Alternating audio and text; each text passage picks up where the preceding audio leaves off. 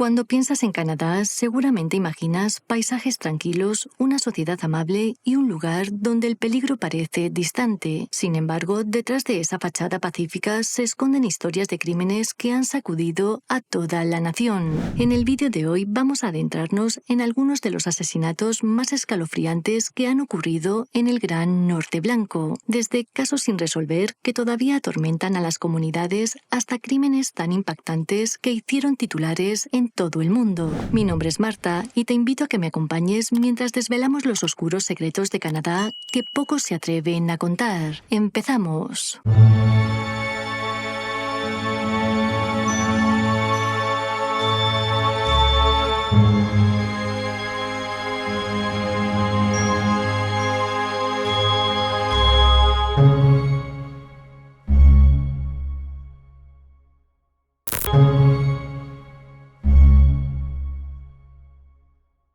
El caso de hoy nos lleva hasta Ontario, Canadá, lugar donde nació y creció Brett Ryan, el protagonista de esta historia. De él se sabe que se graduó en la escuela secundaria en 1997 y que después se matriculó en la Universidad de Toronto para dejarlo a los pocos meses. A partir de ahí comenzó a ganarse la vida como pintor de casas a tiempo completo, pero cada día se sentía más frustrado porque además de vivir con sus padres tenía que pagar una deuda de $60,000. Agobiado por el dinero, en 2007, Brett, de 25 años, cometió varios robos en bancos disfrazado de un hombre mayor con barba. Debido a esto, llegó a ser conocido como el ladrón de la barba falsa. Finalmente fue arrestado y tras declararse culpable de todos los cargos, en enero de 2009, el juez le condenó a pasar 3 años y 9 meses en prisión. Aún así, por su buen comportamiento, a finales de 2010 fue puesto en libertad bajo fianza y solo tenía que regresar a prisión para dormir.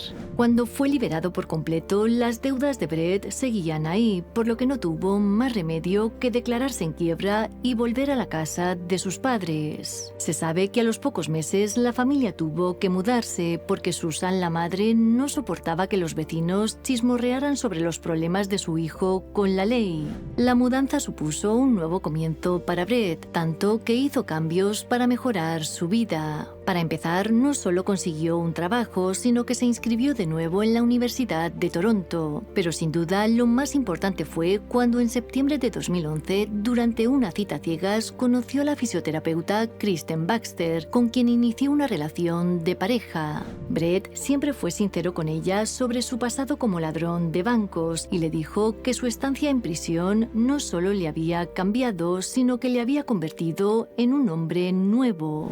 En 2013, el padre de Brett falleció y poco después el chico se mudó al apartamento en el que Kristen vivía en Ontario. Las cosas les iban tan bien que fijaron la fecha de su boda para septiembre de 2016, coincidiendo con el aniversario de su primera cita. Para celebrar la boda pensaron en Ancaster Mill, un lugar rústico cerca de Creekside que no era precisamente barato.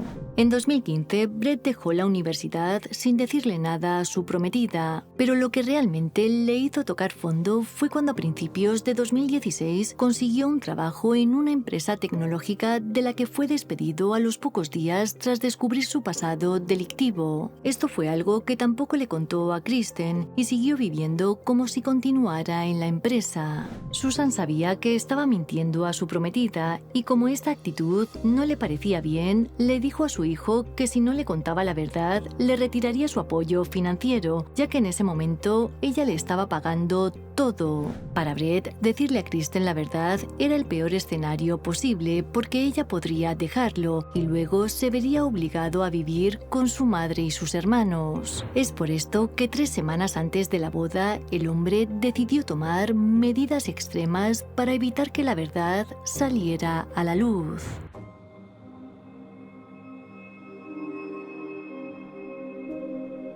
El 25 de agosto de 2016, Brett y Kristen se prepararon para ir a trabajar, ella en su consultorio de fisioterapia y él en su trabajo imaginario, pero lo que realmente hizo el hombre fue ir hasta la casa de su madre y esconderse en el garaje. Allí, este hombre de 36 años cogió la flecha de una ballesta que había guardado previamente y cuando su madre entró se la clavó en el pecho. Luego puso sus manos en el cuello de la mujer y le quitó la vida. Chris, el hermano de 42 años, al escuchar el ruido, fue corriendo hasta el garaje para ver qué ocurría y fue allí mismo donde Brett le quitó la vida con la ballesta. Brett agarró ambos cuerpos, los apiló detrás de unos listones de madera y los cubrió con una lona. Justo en ese momento, su hermano AJ, de 29 años, llegó a la casa por razones no relacionadas con lo que estaba ocurriendo y al entrar por la puerta fue atacado por su hermano con una de las flechas de la ballesta. Debido a esto falleció a los pocos minutos. Lee, su otro hermano de 39 años, que en ese momento estaba durmiendo la siesta, fue a ver qué pasaba e igualmente fue atacado por Brett. Sin embargo, él logró escapar y consiguió llegar a la casa de una vecina. Gracias a esto, llamó a la policía y salvó su vida. And he said, "Call 911. My brother's bleeding in the driveway. Make sure the police come and find my mom." He didn't appear to be injured, but he was really in shock. His voice was raspy and I could hardly hear him. By the time I went back, there was too much blood. I didn't want to take a chance on doing more damage. Cuando los agentes llegaron a la casa, detuvieron a Brett, quien se encontraba sentado esperando tranquilamente su llegada. Allí comprobaron que le había quitado la vida a su madre y a 2 de sus 3 hermanos. Al registrar la casa que compartía con Kristen, vieron que Brett había intentado crear una coartada reproduciendo varios vídeos de YouTube con un dispositivo que hizo con un ventilador. Se sabe que para que su coartada fuera más fiable, dejó programado su correo electrónico para que enviara varios emails desde el ordenador de su casa.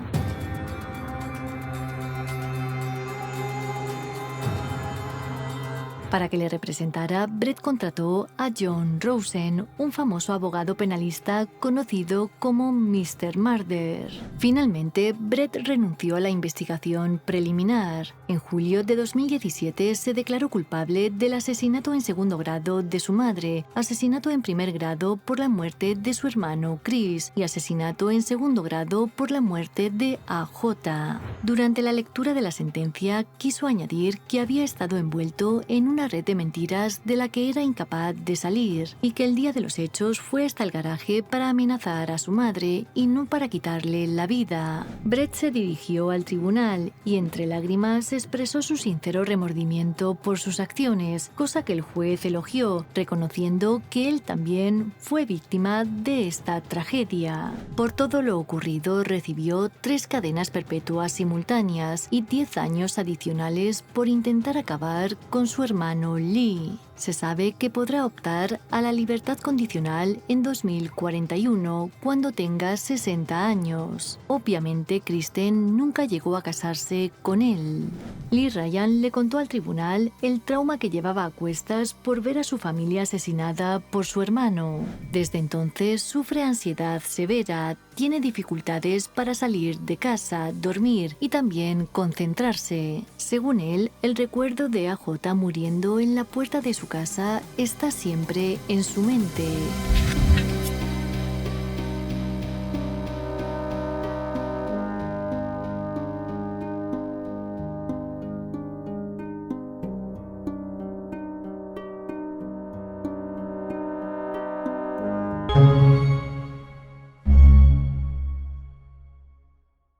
La joven de la imagen era Angela Mary Arsenault, quien para el momento de los hechos tenía 17 años y residía junto a su novio en Burnaby, una ciudad de la Columbia Británica de Canadá. De ella se sabe que sus padres se separaron cuando era muy pequeña y que con apenas 5 años su madre se volvió a casar. Como su padrastro trabajaba en la construcción, vivieron en diferentes ciudades de Canadá, como por ejemplo Alberta. En su primer año de secundaria, la familia vivía en Trail y su madre cree que fue ahí donde comenzó a experimentar con ciertas sustancias ilegales. Tiempo después, todos se mudaron a Surrey, momento en el cual la chica abandonó sus estudios. Por aquella época se dedicó a vender su cuerpo por las calles de Vancouver, hasta que por suerte comenzó a salir con un joven llamado Edward Bethel y encarriló su vida. Con él se fue a vivir a Burnaby, comenzó a estudiar y todos los meses recibía un cheque de ayuda social. La verdad es que la vida de Angela no fue nada fácil, pero aún así nadie podía imaginar los hechos que voy a relatar a continuación.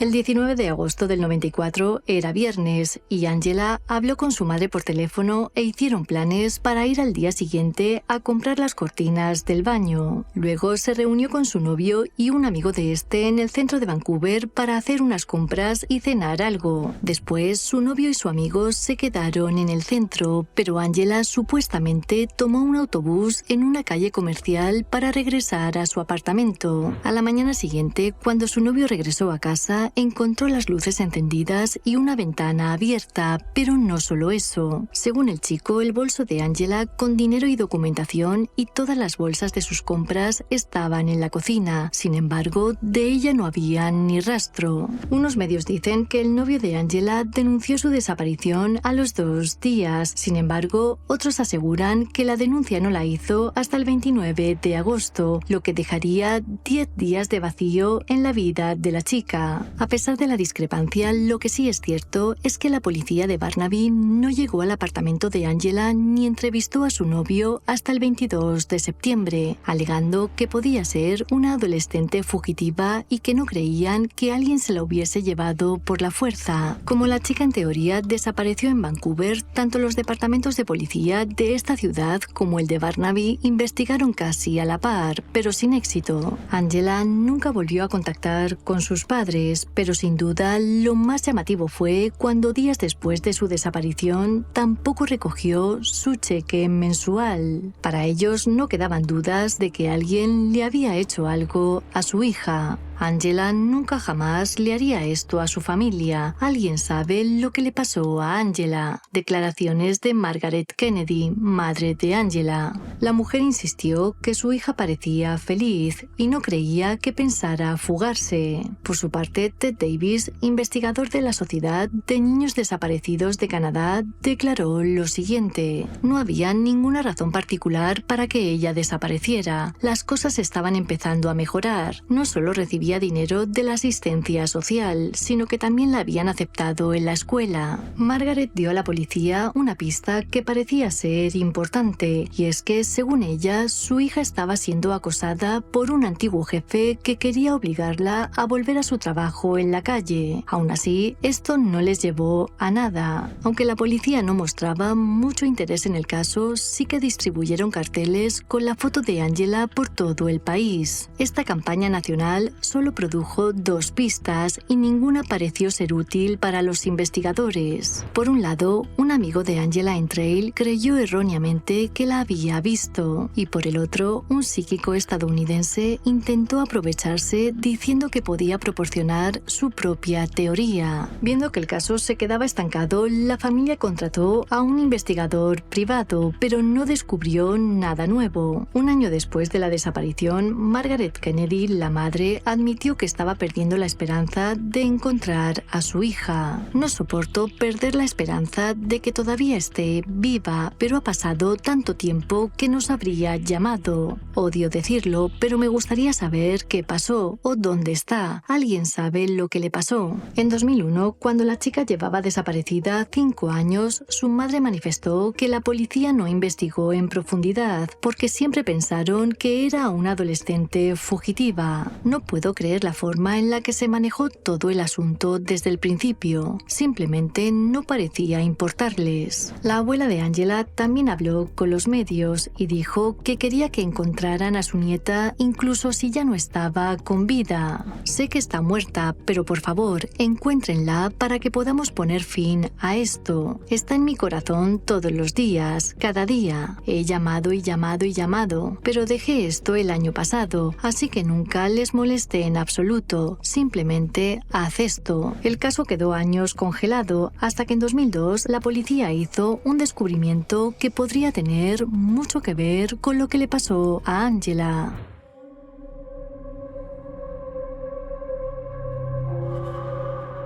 Entre finales de los años 70 y principios de los 2000, unas 65 mujeres, la mayoría trabajadoras de la calle, ya habían desaparecido del centro de Vancouver, cosa que inquietó bastante a la policía. El 5 de febrero de 2002, varios agentes registraron una granja de Port Coquitlam por tenencia ilícita de armas, cuyo propietario era Robert William Picton. Al encontrar armamento, el hombre fue arrestado, pero sin duda lo peor estaba en dos grandes congeladores cubiertos de maquinaria pesada, y es que en ellos había diferentes partes de cuerpos. En su caravana ubicada en la granja también se encontraron dientes, documentos de identidad de varias mujeres, ropa, zapatos y efectos personales, además de material para acabar con ellas. The public has to have access to as much of the information as is necessary for it to be able to scrutinize and debate what happened and whether people did a good job. Tiempo después se supo que entre 1978 y 2002, Robert acabó con la vida de trabajadoras de la calle del centro de Vancouver y que se deshizo de sus restos en su granja de cerdos. Debido a esto, fue apodado como el asesino de la granja de cerdos. Al principio, la policía esperaba conectar a Robert con la desaparición de unas 50 mujeres, incluida Angela, pero finalmente las pruebas de ADN solo le vincularon con 6. Es verdad que los restos, el ADN o las pertenencias de Angela nunca fueron encontradas en la granja, pero siempre se sospechó que la joven había sido víctima de este sujeto. Las sospechas vienen sobre todo porque la chica desapareció en la ciudad y en el momento en el que Robert hacía de las suyas. Por no hablar de que su compañero de celda, que en realidad era un policía infiltrado, le dijo que había acabado con 49 mujeres y que utilizó sus cuerpos y otras pruebas para alimentar a sus cerdos. A esto añadió que trituró a algunas de ellas para venderlas como si fueran productos provenientes de sus animales. Su gran disgusto era que no había conseguido llegar a la cifra redonda de 50 víctimas.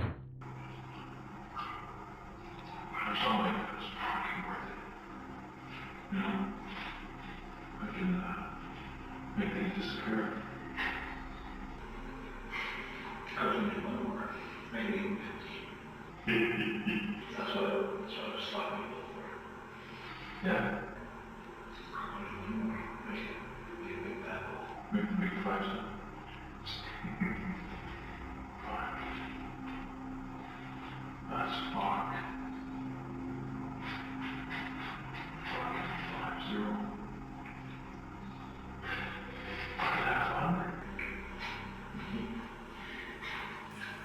En 2007, aunque consiguieron acusar a Robert de la muerte de 27 mujeres, solo pudieron declararlo culpable de 6 cargos de asesinato en segundo grado. Por ello, fue sentenciado a cadena perpetua con un mínimo de 25 años para poder solicitar la libertad condicional. Solo se pudo demostrar que el acusado había acabado con la vida de Mona Wilson, Serena Abotsey, Marnie Frey, Brenda Wolf, Andrea Josbury y Georgina Papin. Para que os hagáis una idea, el juicio contra este sujeto fue tan duro que los 300 periodistas que estuvieron allí presentes para cubrir la noticia tuvieron que ser atendidos psicológicamente. A pesar de la teoría de que Angela pudo haber acabado en la granja de Robert, lo único cierto es que lleva 30 años desaparecida y que nadie sabe qué pasó realmente con ella. Como siempre, muchas gracias por vuestro apoyo y por ver el vídeo hasta el final.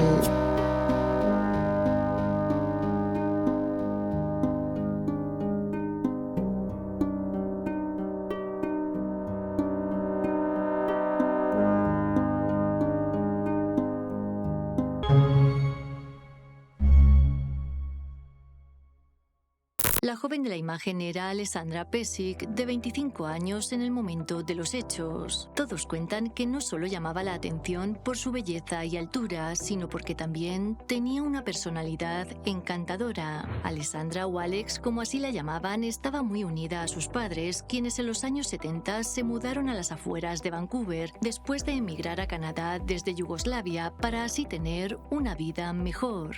Alexandra Ignatovic. Good evening, everyone. My name is Alexandra Ignatovic, and I represent Burnaby, BC. En el 84, la joven ganó el concurso de belleza Miss Burnaby, lo que le llevó a presentarse a Miss Canadá al año siguiente con tan solo 19 años. Al parecer, podría haber triunfado como modelo, ya que tenía belleza, gracia y encanto, pero ella solo participaba en estos concursos por diversión y también porque le ayudaban a ganar confianza en sí misma. Tras graduarse en la escuela secundaria, se convirtió en asistente dental. Se sabe que por aquella época la chica trabajaba toda la semana en una clínica y que el fin de semana lo pasaba con su madre. Madre e hija disfrutaban asistiendo a jornadas de puertas abiertas de venta de casas y soñaban con ser algún día propietarias de una de ellas. En una de estas jornadas, las dos mujeres conocieron a Jelka Pesic, quien también había emigrado de Yugoslavia a Canadá y con quien compartían valores e intereses. Con tantas cosas en común, enseguida entablaron una relación de amistad. Jelka les contó que ella y su familia tenían un negocio de reparación de coches y le recomendó a Alex que llevara el suyo allí para pasar la revisión. La mujer pensó que como su hijo Joe trabajaba en el taller, podría conectar enseguida con la joven, pero lo que menos podría imaginar Alex es que este sería el principio del fin.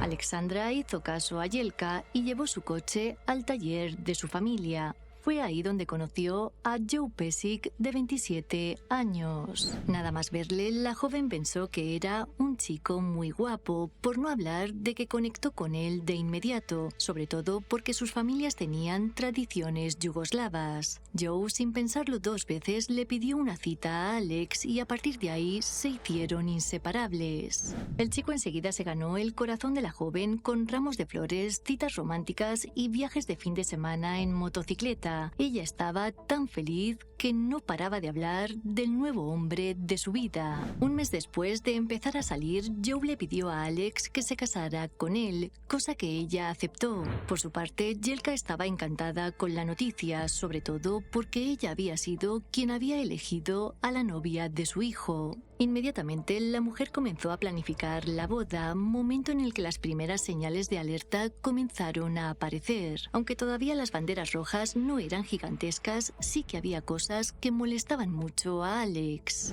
El problema era que Jelka disfrazaba todas sus demandas como simples sugerencias y si a Alexandra no le gustaba tal sugerencia, todo se convertía en un problema. Al final, era Joe el que tenía que intervenir para rebajar la tensión entre su madre y su prometida. Jelka opinaba de todo, como la decoración de la boda, el lugar e incluso el color de los vestidos. La noche antes de la ceremonia, Alexandra estuvo a punto de salir corriendo, ya que no solo había discutido con su suegra sin parar durante la planificación, sino que también tuvieron una gran pelea durante la cena de ensayo. Sus amigos consiguieron calmarla asegurando que simplemente estaba experimentando los típicos nervios prematrimoniales y que todo estaría bien. Al día siguiente, 11 de junio del 88, Alexandra y Joe se casaron en Vancouver delante de sus amigos y familiares. Todos cuentan que fue un hermoso día que transcurrió según lo planeado y sin muchas quejas ni intervención por parte de Jelka.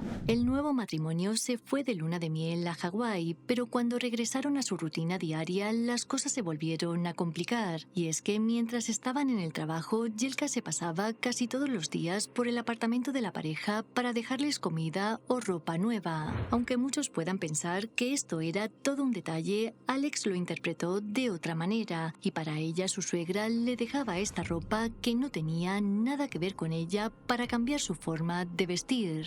Alex se sentía realmente realmente incómoda con la forma en la que Jelka se entrometía en sus vidas y constantemente expresaba esta frustración a su esposo. El hombre estaba en una posición muy incómoda, pero aún así la mayoría de las veces se ponía de parte de su mujer. Durante un tiempo las cosas se calmaron hasta que un día los padres de Joe ofrecieron a la pareja un regalo muy importante. Se trataba de $100,000 que podrían usar para el pago inicial de una casa.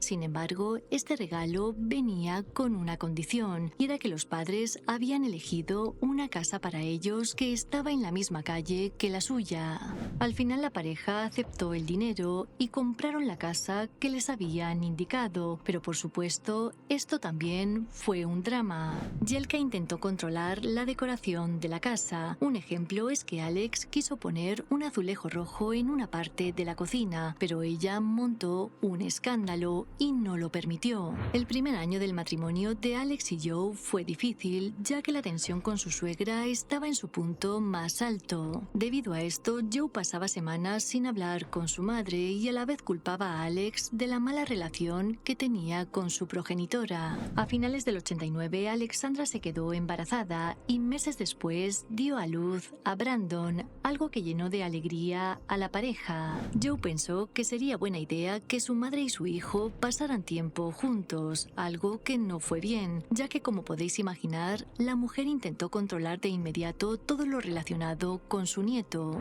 Un día la pareja salió a la ciudad para tener una cita a solas y dejaron a Brandon con Jelka, aunque Alex le insistió que no quería que su hijo fuese alimentado con nada que no fuese leche materna. La mujer hizo caso omiso y cuando se fueron le dio al niño una infusión relajante para que durmiera bien. Nada más llegar a casa, Alex se dio cuenta de que el niño estaba profundamente dormido y que al agitarlo no despertaba. Cuando se enteró de que Jelka le había dado una infusión, le llevaron rápidamente al hospital.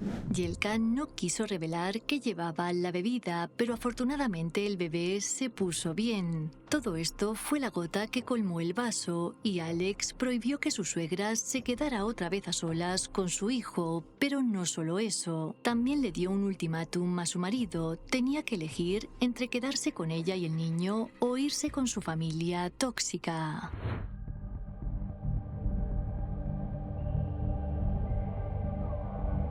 Joe estaba atrapado porque trabajaba en el taller mecánico familiar y si cortaba su relación con ellos podía perder su empleo, por no hablar de que les habían pagado parte de su casa. 2 años después de la boda, Alexandra solicitó el divorcio, dejando a Joe y a su familia conmocionados. A partir de aquí comenzó una lucha terrible, ya que bajo la dirección de su familia, Joe quiso quedarse con la custodia total del niño y también con la casa. La idea era que Alex no se quedara con nada, porque para ellos el divorcio era la máxima traición. Por su parte, la joven encontró a un buen abogado que consiguió para ella la custodia total de Brandon, una manutención y parte de la casa. Esto fue algo que enfadó mucho a los Pesics. Alex intentó continuar con su vida y volvió a la casa de sus padres mientras Joe y ella vendían la suya para repartirse las ganancias. Se sabe que por aquel entonces Joe apenas veía al niño, no le pasaba la manutención y amenazaba continuamente a Alex. Por este motivo, ella tuvo que pedir una orden de alejamiento contra su exmarido.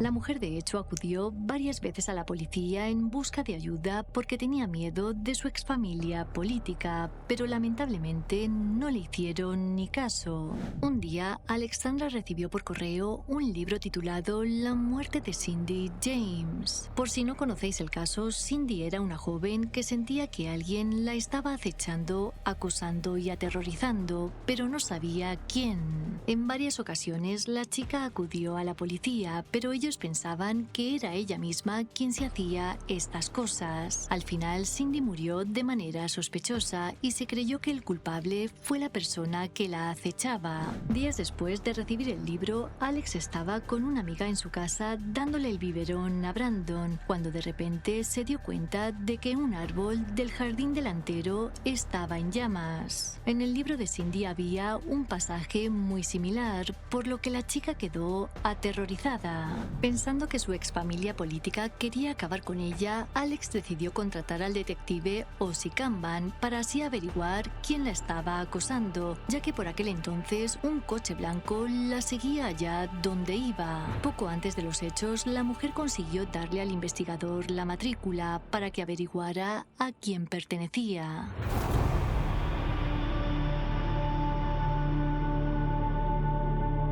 El 5 de agosto del 92, Alex salió a las 6 de la tarde del consultorio dental con una compañera de trabajo. Las dos se metieron en el coche y mientras la chica se agachaba para dejar su bolsa de deporte en el suelo, Alex fue disparada por un extraño que huyó a toda prisa en un vehículo.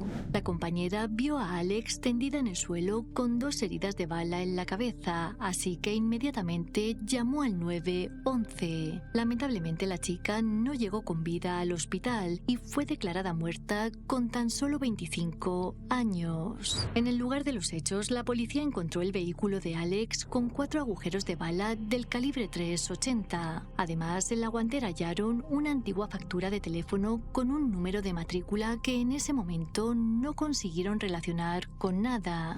El crimen ocurrió en una zona residencial y a plena luz del día, por lo que varios testigos consiguieron dar información a la policía. Uno de ellos resultó ser de gran ayuda, ya que dijo que 3 horas antes de los hechos vio a 2 personas sentadas en un vehículo rojo que estaba aparcado en la calle y que llamaban la atención porque llevaban una gorra y gafas de sol. Aún así, pudo ver que eran 2 hombres blancos de cabello oscuro. Otro testigo presenció cómo uno de estos hombres se acercaba al coche de Alex y disparaba su arma contra ella antes de salir huyendo. Por suerte apuntó la matrícula y el número coincidía con la de un Camaro rojo que había sido robado unos días antes. Los agentes hablaron con los amigos y familiares de Alex y gracias a eso se enteraron de que ella y su exmarido habían mantenido una batalla terrible por el divorcio y la custodia. Tras esta información, Joe Pesek fue entrevistado y lo primero que les llamó la atención era que parecía muy tranquilo y sin emociones a pesar de que alguien había acabado con la vida de la madre de su hijo.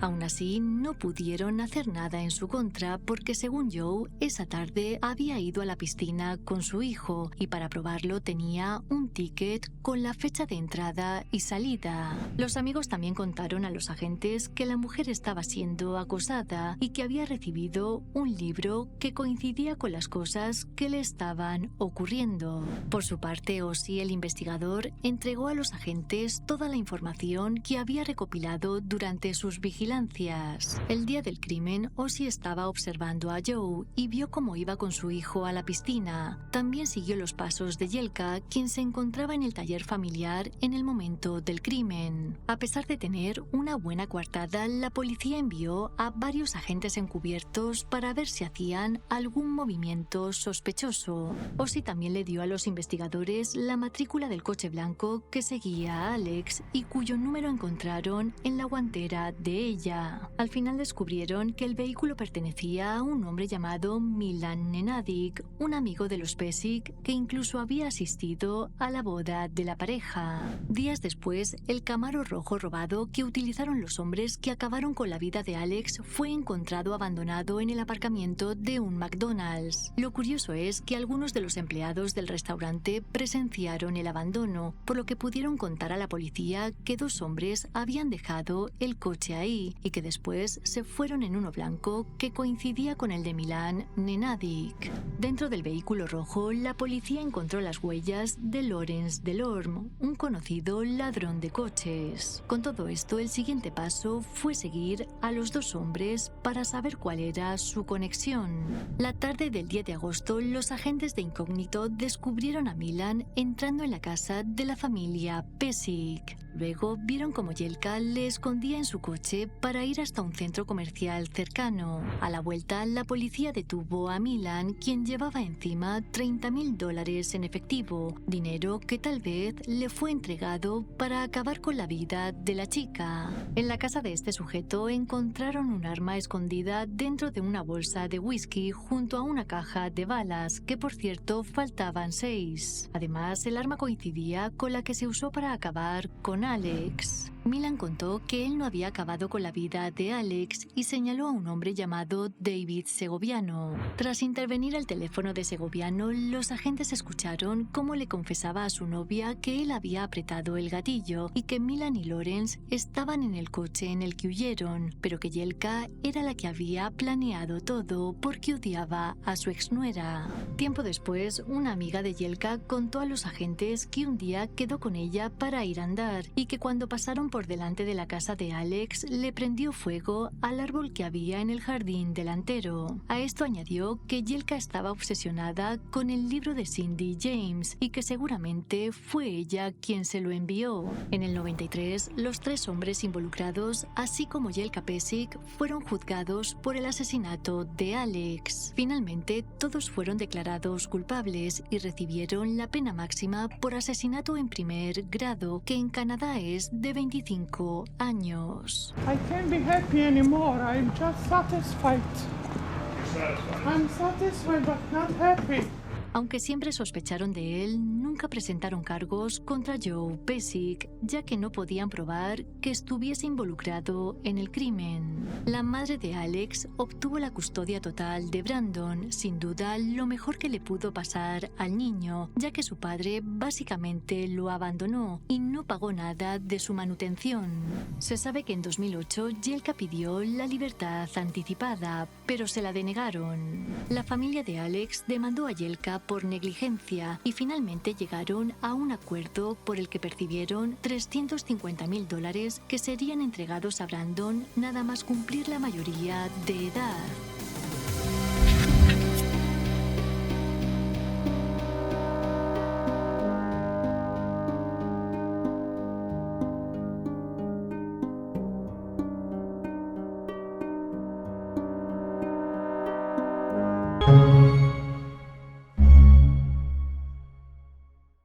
La joven de la imagen era Lisa Ross, nacida el 8 de febrero de 1980 en Markham, una ciudad de Ontario que se encuentra situada a unos 30 kilómetros de Toronto.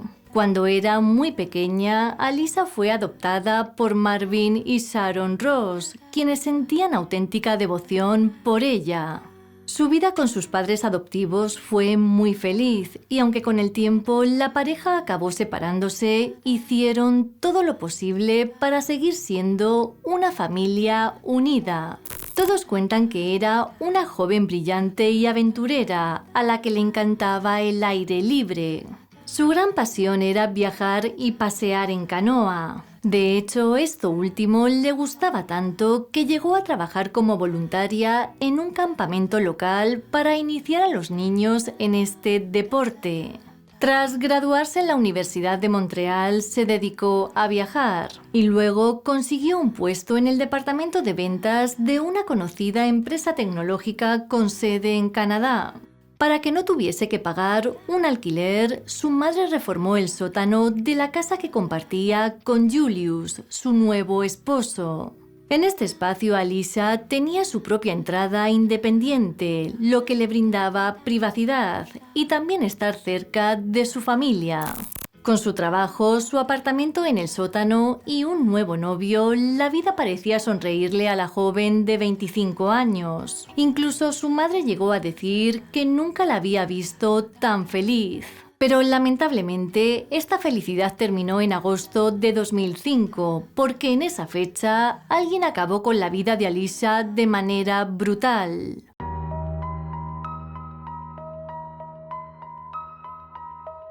La noche del 16 de agosto de 2005, Alisa y su madre salieron para pasear a los perros. La chica estaba muy emocionada porque acababa de enterarse de que iba a obtener un ascenso y que este sería anunciado al día siguiente. Por supuesto, Sharon no se sorprendió porque para ella su hija era muy trabajadora y se merecía este reconocimiento. Más tarde, su novio, Sean Hine, de 29 años, fue hasta la casa para celebrar las buenas noticias. La pareja llevaba saliendo 2 meses y parecía que las cosas iban bien entre ellos. Se sabe que esa noche de agosto pasaron el rato en el apartamento del sótano. En un momento dado, Sharon bajó las escaleras para pedirle prestado un bolso a Alisa y antes de regresar a la casa principal para acostarse, estuvo hablando con la pareja. A eso de la medianoche, el chico decidió marcharse. Alisa lo que hizo fue acompañarle hasta su coche y tras un beso de despedida regresó a su casa. Esa sería la última vez que Sean vería a su novia con vida.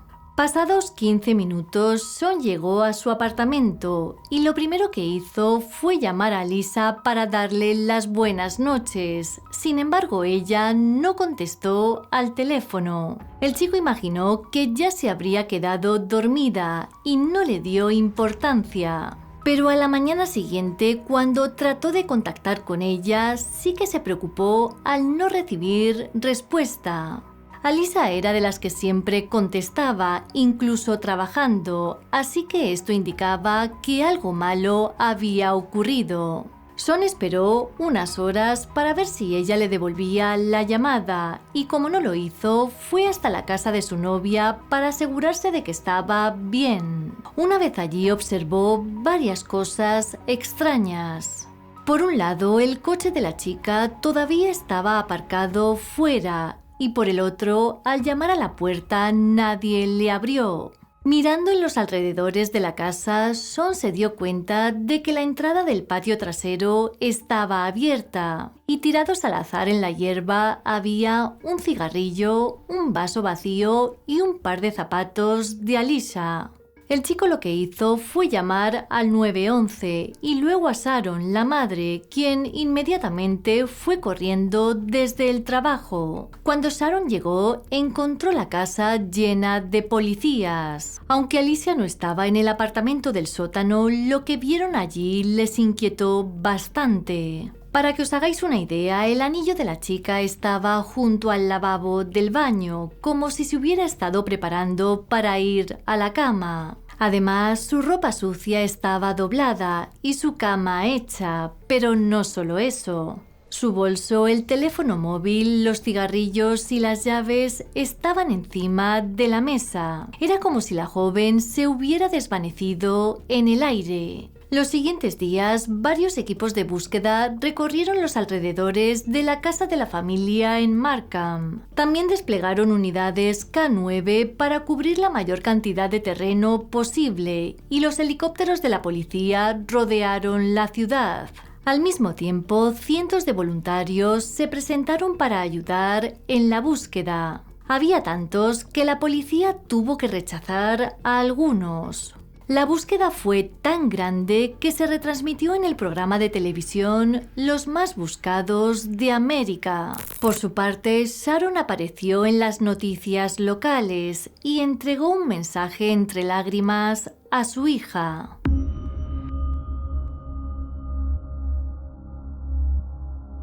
We pray Alicia is home soon, so this can be old news. Alicia, I've never broken a promise to you, and I promise you, you will come home soon. Thank you.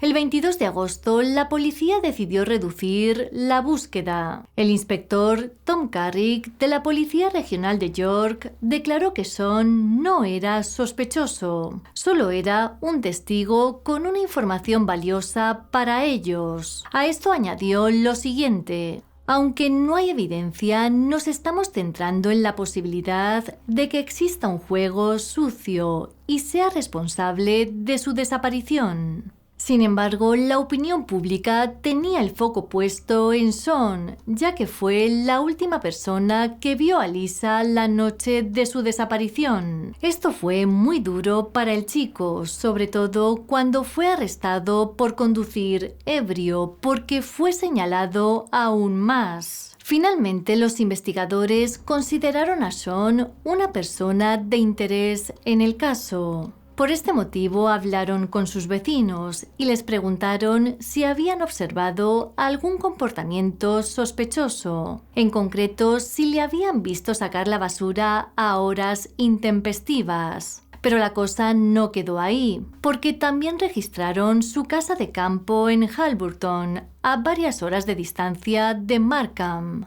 A pesar de todo esto, no encontraron nada en su contra y no tuvieron más remedio que descartarle por completo. El 25 de agosto, los agentes que llevaban el caso anunciaron que para ellos Alyssa Ross no solo era una persona desaparecida, sino que había sido secuestrada probablemente por alguien a quien conocía. A partir de aquí establecieron una línea de teléfono para que la gente que tuviese información pudiese hablar con ellos directamente. Es verdad que hubo cientos de llamadas, pero ninguna fue útil.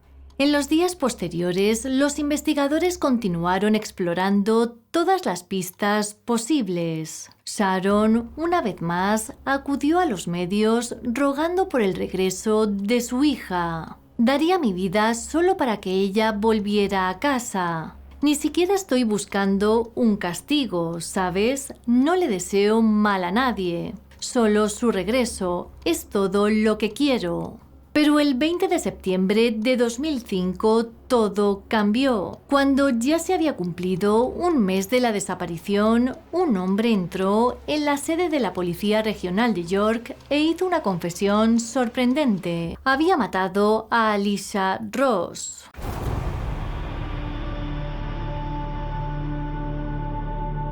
El hombre era Daniel Sylvester, de 31 años, y era el vecino de la casa de al lado de Alyssa. Con su abogado presente, Daniel contó a los investigadores lo que sucedió la madrugada del 17 de agosto, justo después de que la chica se despidiera de su novio. Según Daniel, a la 1:30 de la mañana se encontró con Alyssa en el pequeño callejón que había entre sus casas. De repente la chica se enfrentó a él y le preguntó qué estaba haciendo ahí fuera. Daniel respondió que tenía el mismo derecho que ella a estar ahí y comenzaron a discutir. Pero en un momento dado, Alyssa llamó a Daniel perdedor y, citando las palabras del chico, cuando escuchó esto perdió la cabeza. A partir de ahí, Daniel abofeteó a Alyssa, la tiró al suelo y comenzó a golpearla, mientras ella luchaba contra él, agarrándole del pelo y pateando sus costillas. Esto fue algo que enfureció a Daniel, así que le clavó la rodilla en el pecho y le golpeó la cabeza contra el pavimento una y otra vez.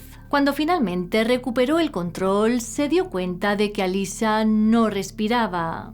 En la entrevista grabada con la policía, Daniel recreó la escena para los detectives, agachándose en el suelo de la sala de interrogatorios y demostrando cómo inmovilizó a Alyssa. Ella no estaba respirando, ella dejó de luchar, ella simplemente se quedó allí. Entré en pánico, no sabía qué hacer, sabía que estaba en serios problemas.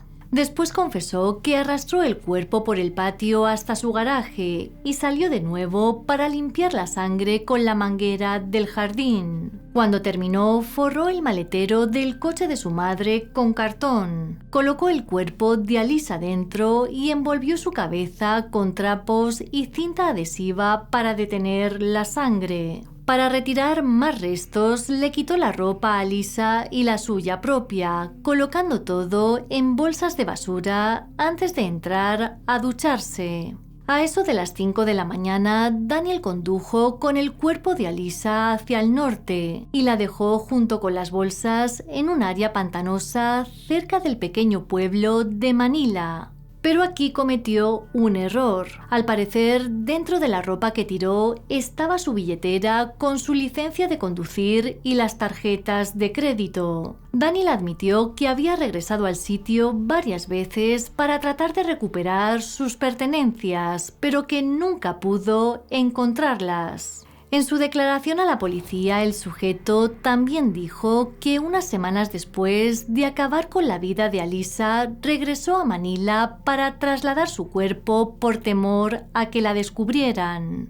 En ese momento los restos se encontraban en avanzado estado de descomposición, lo que dificultó mucho su tarea. Según Daniel, recogió todos los restos que pudo y los cubrió con una lona en la parte trasera de su camioneta para dejarlos en el pueblo de Cobboncock. Tras varias horas, Daniel llevó a los investigadores hasta el lugar donde dejó los restos de Alisa. Debido al nivel de descomposición, el forense no pudo determinar la causa de la muerte, pero sus informes sí que indicaron que al menos 30 de los huesos de la chica se habían fracturado, incluidas la mayoría de las costillas. Con todo esto, Daniel Sylvester fue acusado de asesinato en segundo grado, algo que dejó a la comunidad en shock, ya que las sospechas siempre se centraron en Sean, el novio. Además, rara vez se veía a Daniel por el vecindario. Incluso la madre de Alicia declaró que no le había visto mucho y que nunca habían interactuado, pero que aún así no tenían idea de que su vecino fuese capaz de cometer un acto tan horrible.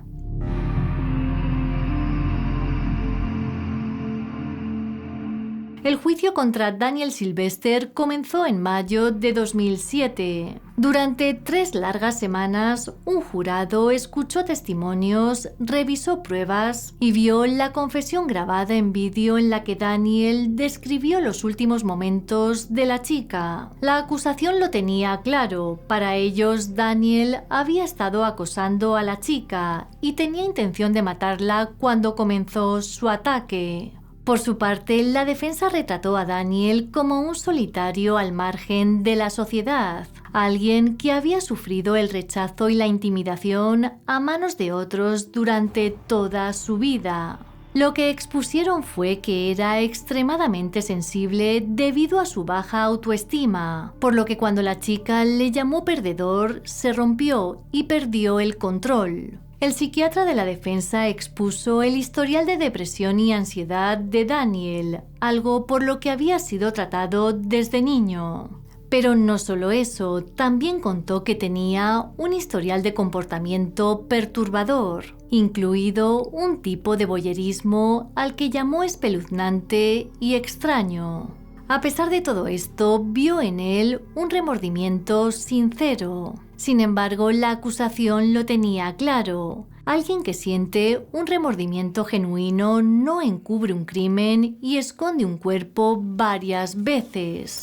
El 29 de mayo de 2007, el jurado encontró a Daniel Sylvester culpable de asesinato en segundo grado. Por esto fue condenado a cadena perpetua, con la posibilidad de libertad condicional después de 16 años. Una vez se supo el veredicto, Sharon leyó una declaración en nombre de la familia. El dolor de nuestra pérdida nunca desaparecerá. Estará con nosotros todos los días. Pero vosotros creísteis en la verdad y emitisteis un veredicto que ahora nos ayuda a avanzar. En los años posteriores a la muerte de Alicia, su familia ha trabajado duro para mantener viva su memoria. Para ello crearon un fondo conmemorativo que lleva su nombre y que ayuda a jóvenes en riesgo de exclusión. Entre las diferentes actividades que hay para estos chicos se encuentran los viajes en canoa por el Parque Algorquín, uno de los lugares al aire libre favoritos de Alicia.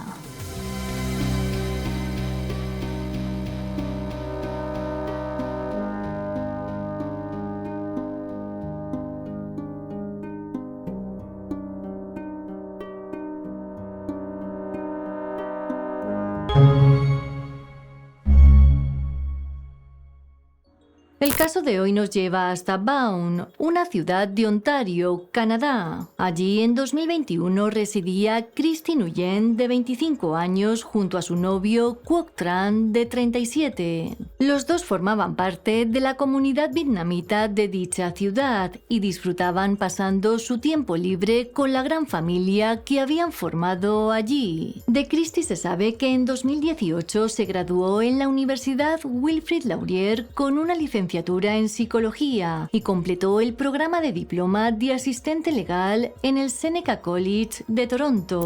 En 2019 hizo una pasantía en un bufete local, lo que consolidó su deseo de convertirse en abogada. Más tarde pasó a administrar el salón de belleza familiar, hasta que en un momento dado pensó mudarse a Inglaterra para obtener su título de Derecho. El chico era propietario de una tienda de equipos hidropónicos que abrió durante la emergencia sanitaria y con el tiempo logró encontrar su nicho entre los entusiastas de la jardinería. Su intención era expandirse algún día a otros mercados. Económicamente a la pareja le iba muy bien, tanto que tenían planeado casarse en los próximos meses. De acuerdo con la cultura vietnamita, Quoc le pidió permiso a los padres de Christy y tras esto ambas familias comenzaron a organizar los detalles del enlace. Pero lamentablemente ese día nunca llegó, porque antes alguien acabó con la vida de Christy y Quoc de manera brutal.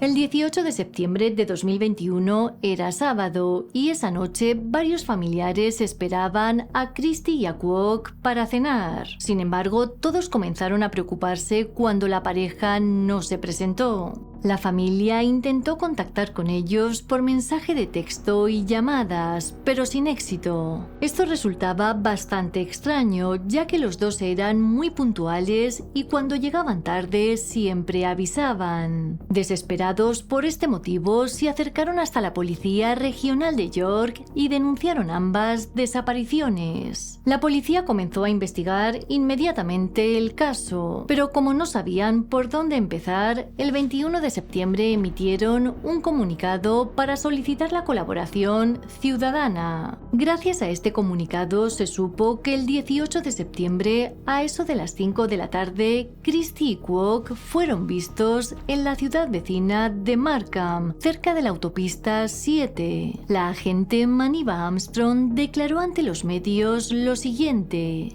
They were to attend a family gathering on that day. However, they did not arrive. They failed to show up. This is unusual for the couple, and the family became quite concerned when they were not able to have any sort of communication or contact.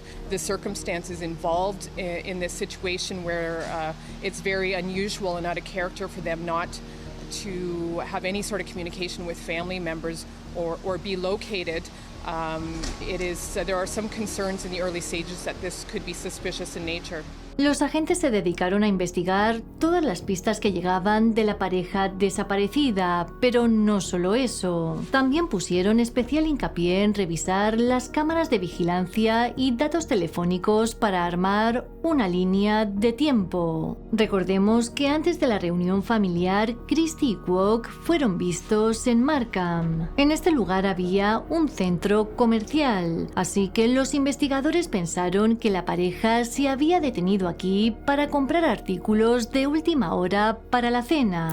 Por las cámaras de vigilancia supieron que los dos regresaron a Vaughan y se detuvieron en el negocio de Quoc. Y es que aunque la tienda cerraba los sábados, no era extraño que el hombre se pasara por allí. Al parecer, Christy y Quoc fueron grabados entrando en el negocio a las 5:30 de la tarde, pero nunca más volvieron a salir. Ultra Garden Supply, como se llamaba la tienda, estaba ubicada en un gran complejo de oficinas de Zenway Boulevard. Cada unidad de alquiler tenía 2 pisos y en la parte trasera del edificio había un acceso a muelles de carga con cámaras de vigilancia delante y detrás. Los agentes sabían que estas cámaras serían cruciales para resolver el misterio.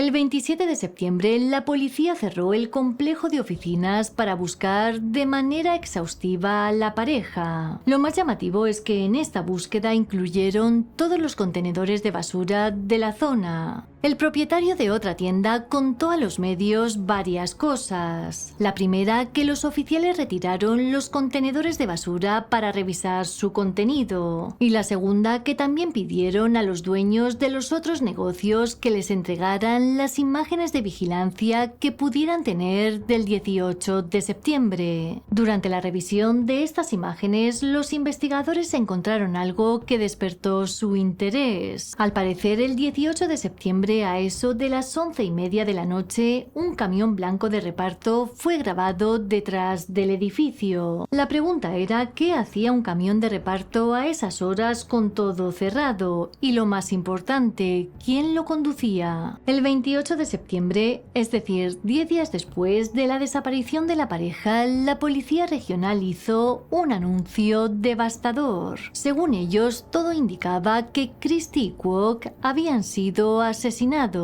Además, publicaron imágenes del camión de reparto por si alguien del público podía aportar información, ya que estaba catalogado como vehículo de interés en el caso. Al mismo tiempo anunciaron que creían que Phuong Thanh Nguyen, de 35 años, era el responsable de la muerte de Christy y Kwok. A pesar de compartir apellido con Christy, los investigadores afirmaron que Phuong, más conocido como Mike, no estaba relacionado con ella y que este apellido es muy común entre los vietnamitas. Aún así, para proteger la investigación, los agentes no dieron detalles de la conexión que había entre Mike y la pareja o por qué creían que él era el culpable. Lo único que añadieron es que creían que este sospechoso iba armado, que era peligroso y que tal vez ya había huido. Justo cuando la noticia estaba recorriendo los medios, la policía hizo otro anuncio y era que habían arrestado a un segundo sospechoso. What I can say is that, the information that we did receive from the community assisted the investigators in identifying that vehicle that was released in photographs from the media a couple of days ago. What I can say is we identified the driver, have arrested that driver, and through that investigation, the investigators learned of the landfill site in Watford, Ontario. En esta ocasión se trataba de Recaldo Libur, de 36 años. Parece ser que gracias a varios testigos, el sujeto fue arrestado e identificado como el conductor del camión de reparto. Días después, Recaldo fue acusado como cómplice de asesinato. Con un sospechoso bajo custodia y otro huido, los investigadores no podían perder el tiempo. Por eso continuaron buscando a Christy y a Kwok, apoyándose en las imágenes de vigilancia que grabaron al camión de reparto. Y hay que decir que esto les llevó hasta un nuevo descubrimiento. There have been major developments in the ongoing investigation into a missing and presumed to be murdered married couple from Markham. One arrest has been made, one body has been recovered.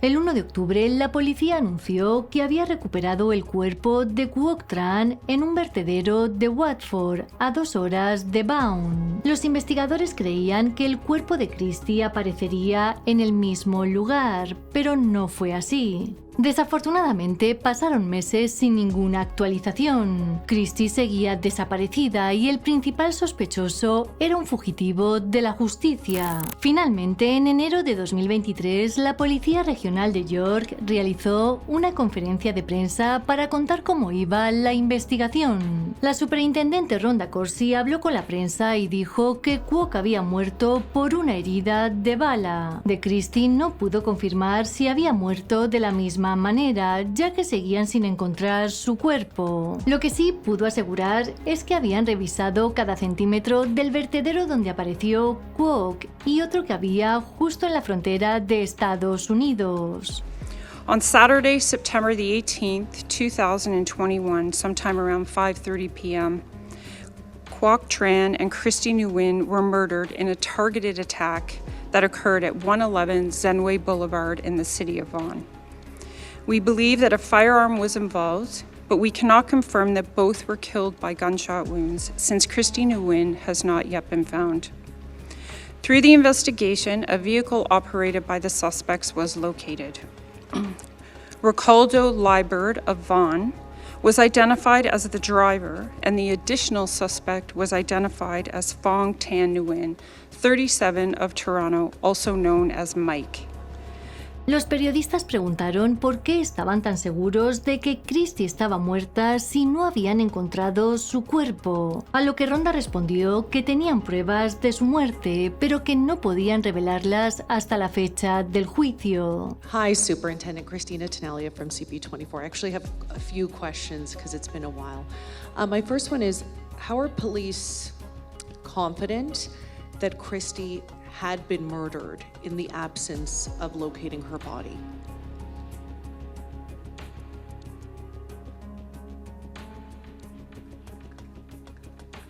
Thank you. We do have evidence to suggest that Christy's disappearance led ultimately to her murder. However, because we have an accused person in front of the court and this investigation is ongoing, I can't comment on that evidence. So, focus of being here today is not to so much discuss the investigation, but to urge the public to assist us through the BOLO program and our partnership with the BOLO program to bring Mr. Nguyen to justice. La policía también habló sobre Phuong Thanh Nguyen, alias Mike, su principal sospechoso y quien a día de hoy sigue en paradero desconocido. El superintendente Corsi confirmó que Christy y Kwok conocían a su asesino, pero no dijo cuál era la conexión. Según él, Mike fue visto por última vez el 22 de septiembre de 2021 tomando un avión a México. Actualmente, la Policía Regional de York está trabajando con las autoridades mexicanas para encontrarlo, y si está en México es probable que sea extraditado a Canadá para ser juzgado. Otra cosa que se supo durante la rueda de prensa es que la policía se asoció con el programa BOLO, una iniciativa canadiense que aprovecha la tecnología y las redes sociales para encontrar fugitivos buscados. A través de este programa han ofrecido una recompensa de $50,000 por cualquier información que conduzca a la captura de Mike. En la conferencia de prensa, el jefe de policía, Jim McSween, habló sobre Christy y Kwok y cómo sus trágicas muertes afectaron a la comunidad. The targeted and vicious attack on Mr. Tran and Ms. Nguyen shocked our community and their loved ones. And we've been working tirelessly since then to find Christy and bring their killer to justice.